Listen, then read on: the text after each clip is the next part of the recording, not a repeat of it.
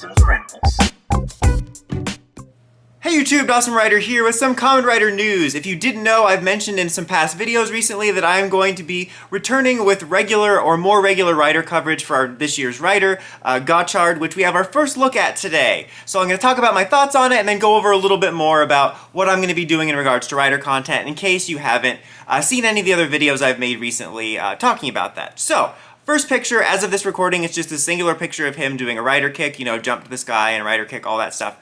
I'm sure scans and stuff will be rolling out in the coming months. Of course, then only the press conference and the trailers around the corner after that, which I'll be covering, but I really dig the look so far. I actually like this quite a bit. The tokusatsu can be hit and miss, with the recent continued discourse over the Cosmic Fury suits and writing that show off as bad just because you don't like the suits.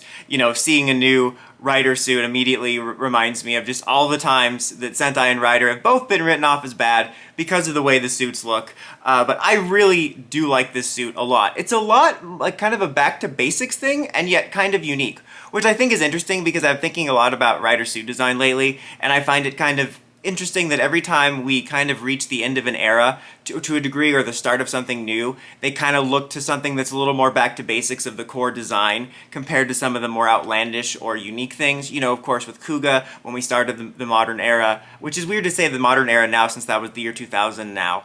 And then, of course, after Decade, we did Double, which was back to basics, and then after Geo, we did 01, and this one sort of feels like that, not quite exactly, but it just feels more dialed back to basics compared to something more outlandish like Forze or Xaid, or even Geats, which isn't outlandish, but it's certainly more unique and not, as basic as this.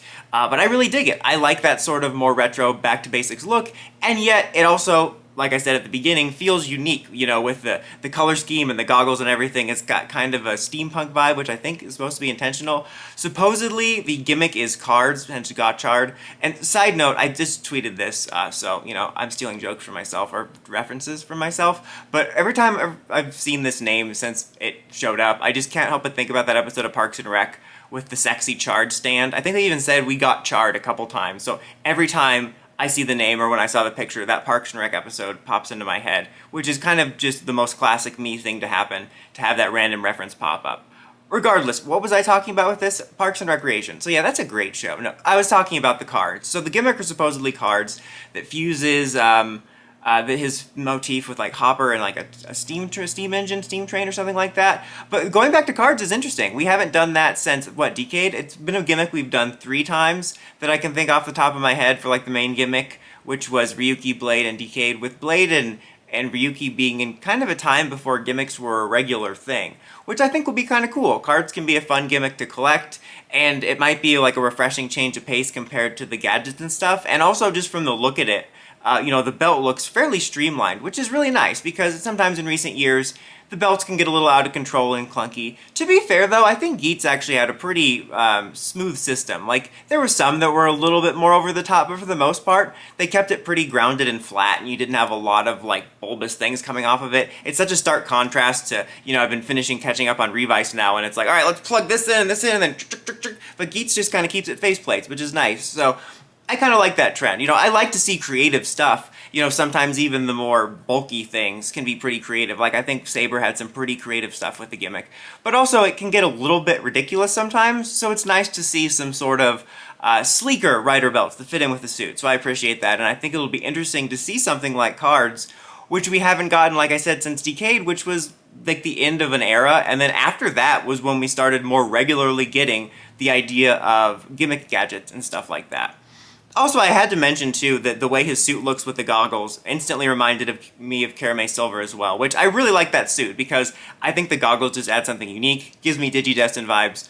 So yeah, I'm really digging our first look. I'm excited to be covering more stuff about it. My only fear is that since we were actually blessed with a pretty cool protagonist this last year with Geats, that we're going to return to a wacky specialist boy character. Although, to be fair, I have said in the past, I don't want to see us get a Geats or a Kabuto-like protagonist every year either. I just don't want to see us being like, okay, we did the badass protagonist, now it's back to annoying. But we'll have to see. It's too early to have too many fears about that. But like I said, I will be covering this stuff more regularly. I'll be trying to cover, of course I'll cover the news when we get the trailer and the scans and the press conference and all that details, but I'm going to try to sort of keep my finger on the pulse of more, when scans come out about new writers and stuff like that.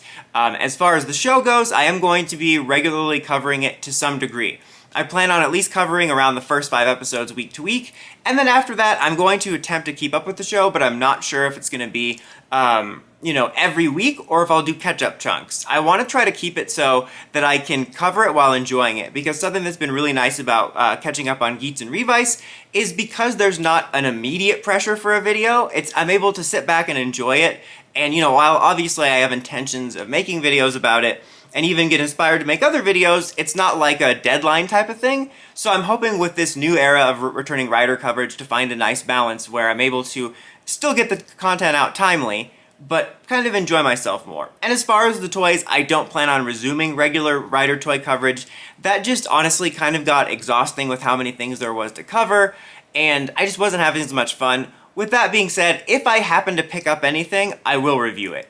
There is I want to say, 80% chance that if the voice is cool, then I'll get caught up in the new Rider hype and maybe pick up the first belt. That happens a lot. Like, every time we head into a new Rider, I'm like, ever since I've stopped collecting and reviewing, I'm like, oh, I'm not going to get the toys this year. And then, I'll get caught up in the hype, and it's like, you fool, only at the end do you understand. Bottom line is there might be some toy coverage, but expect it to be more casual.